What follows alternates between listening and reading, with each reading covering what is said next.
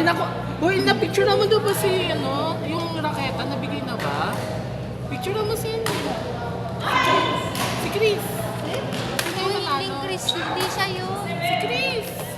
Iba yun. Ibang Christopher ba yun? Ah, ibang Christopher. Pero swerte pa rin yan, coach. Kala ko Tingnan siya mo. nanalo ng raketa. Hindi. Iba yun. Talaga? Anong nilagay niyang pangalan? Chris. Chris, saka tatlong Chris, saka dalawang Sophie. Sino yung Christopher? Kilala siguro. Siya naglagay ng number. Yeah. Ay, sinasabi malas Ang talaga. ginawa ko, oo, ang ginawa ko nga tatlo sa kanya kasi alam ko na hindi ako nabubunot. Sabi ko, kulang ilagay pangalan ko, hindi naman mananalo. Kala mo naman si, ano, si Chris. Siya, ano siya, grip tsaka t-shirt. Pero nag-usap na kami niyan, coach, akin yung t-shirt. Sabihin mo na yung size mo. Nakanood ba kayo? Ako. Siya, tulog ako eh. Ginising talaga ako, coach. Nanalo tayo. Kasi gusto niya yung towel grip. Pili ka ng kulay. Chris Towel Big. Dalawa pala? Ito. Isang customized shirts at saka isang towel. Sa customized shirts, sabihan niyo kung ano size. Small na siguro. Small or medium. So, ano ito? Anong color to? Pink? Purple. Colorblind yan, coach. Same sila ng kapatid niya. Picture muna, eh.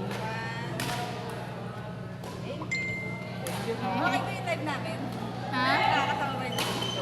Natatawa ako kay Alden. Si Gray. Lahat nga kami nagtawanan din talaga. Nakulong niya eh. Kala namin, kasi naman si Alden ang huli. Ay, ito din namin ulit. The winner is... Hindi niya ano? Hindi niya get. Nagulo pa niya yung ano eh, display. Sobrang excited. Rewatch ko eh, kasi tulog ako. Pero singles mo dalawa. Natatawa ako kay ate. Ang daming angel, walo. Isa natatawa.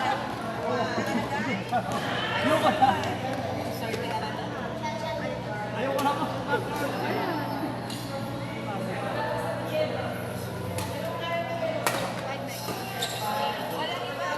Pero ano kayo ni Coach? Related tayo ni Coach.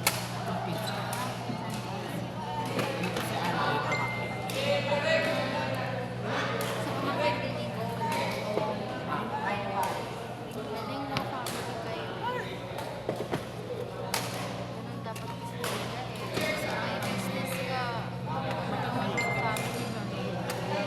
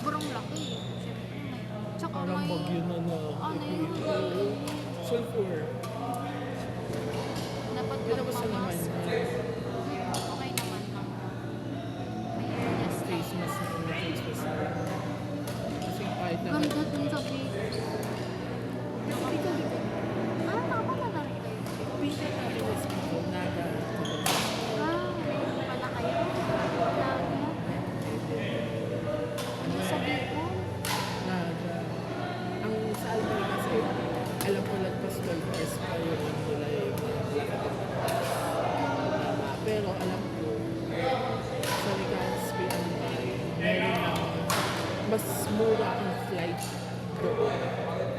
Mas mura ang flight kaysa sa Naga. Kapag mag-flight ka from Manila to Naga, mas mahal. Sa Baliktad, no? baliktad, sa Legazpi mas mura. Pero dadaan mo lang ba yun eh, di ba? Hindi na, diretso na naman. May ibang flight. Meron nga, may terminal na sa terminal aeroplano sa Legazpi. Yung pisa ko kasi umuwi sa dumami lang sa Pilipinas sa Albay. Doon siya bumaba, tapos 2 hours lang. 2 hours lang yung layo. Sa lugar na Pagpunta Maga. Nakapunta din ako ng Maga.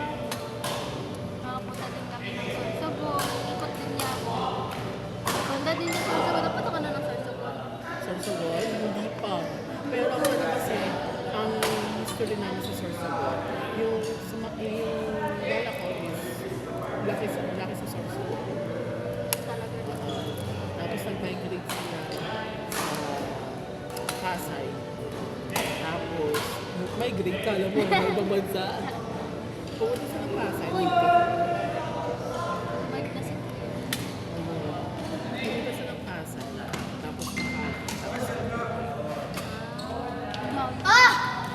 Ay na, ang dami din napuntahan. kasi ang Sorsogon kasi, alam mo yung Sorsogon ang language nila dyan, or nalala ko na is may alam na Visayas. Ang Gaspeño, Camarines Norte, Camarines Sur, ang Camarines Norte kasi may Tagalog pa din. Kasi malapit sa Luzon at sa Quezon. Ang Quezon kasi parang Tagalog pa din doon. So, ang talagang native na Bicolano talaga is mga nasa Sur. Lalala mag-dito. Siya sa Legazpi. Legazpi. Anong sa education? Ano ba tawag dyan? Major. Secondary education, major. Pero boboxing. Hindi. Alam mo ba kasi, ang first, alam ko kasi ako panganay kasi ako. Then sa before, ako ang first na mag-college. So, nung mag-college ako, bang 15 pa lang ako doon, mag-college ako. I don't have any idea. So like, ano na ako? Wala naman ako kapatid na pwedeng pagtahanan. Kasi nagagap kami, so, sabi ko, una kong naisip is fine arts. Kasi nag-drawing naman ako. Kaso nga lang, iniisip ko, sabi sa akin, one day naisip ko din, ano hindi ka ba? Ako ba nag-arts? So, naisip ko, feeling ko na teacher ko, na-favorite ko din mga high school. So, sige, teacher na lang ako. But, major in Filipino. Nagsabi sa akin, huwag ako mag-Filipino. Sabi mo ka ng Filipino. Bakit naman? Ano doon? Kasi, nung year 2015, ang natin, hindi pa malawak ang internet source. Wala ka pang chat GPT, wala ka pang Gemini, wala ka pang research. Pwede ka maka-research ito. Sabi nga sa akin, kapag sinerge mo sa isang Pilipino, ay basta sa manin, hindi mo mahanap. Basta sa mga like ang Tagalog ng tampal ko. Yung mga malalalim na para kasi ngayon, parang ginawa binigyan nila ng ibang Oo. Like paano ang kapatid? Ano yung Tagalog na kasi Ilocano. naglilibang sa Bisaya kasi Oo. Sabi ko na naman,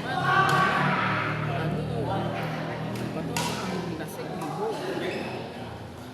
Diba? sa nag-English ka. Nag-English ako. Kasi sinabi sa akin. Yun yung safe eh. At least hindi ka nagmat. And, pero mataas ang math sa high school. Mas mataas siya kaysa sa physical education. Taran. Oo, nag-91 ako nung high school ako. Algebra, geometry. Kasi, ano ko kasi, hindi ako kahit ako sa numbers. Pero hindi ako matanda sa words. And mas na-challenge ako. At saka sarap kasi mag-compute. Tapos tama pa yung ano Problem mo. solving. So sabi ko, ang sarap mag-compute. Tapos sabi ko, maganda. Satisfy ako kung nag-compute ako ng algebra. Like, FOIL method. Tapos yung mahabang Pero yung ano naman naisipan na kapag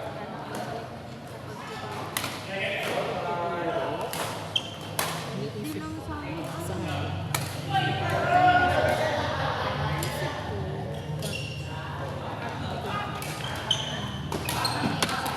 Isa talaga yung parang kasi pag napagkuha na lang. And iba na yung curriculum. Kasi every time kasi like kung palit tayo mapalit-palit na ano na method, yung mono, palit-palit. kabalit-balit yung mga batas-batas nila sa education. Yes. Ayan. Walang sabi natin hindi na walang sustainable na system. Kasi hindi ko na alam kung paano gumawa ng lesson plan. Kasi binabago din nila. Kaya iba yung matutunan ng kasama ko na nagawa ngayon. Sasabi sila ng lesson plan. Alam ko pa, semi, detail. Tsaka ang sad din ng mga bata ngayon kasi nag-aaral sila, nagre-research sila, imagine yung mga thesis nila, may mga ChatGPT na, may mga Gemini na. So tanong tayo dati, Diyos ko, bago ka ba makahanap ng RRL? Na-try niyo po pumunta sa National Library? Oo, tapos sino talagang ikaw ang maghahanap mo? Na-try niyo na ba yan? Nung ano? Sa library mismo yung maghahanap. Sa inyo? Pero, oo. Pero kami, pumunta pa talaga kami sa Para lang maghanap ng ano. Tapos IRL. talagang, ano yun, yung parang yung araw na nakatutok sa computer, wala ka talagang mahanap. Ito pa nga eh. Sumabay yung OJT ko. First day ng OJT namin, tsaka yung overnight namin. Kasi 3 days before sabi na natin title defense.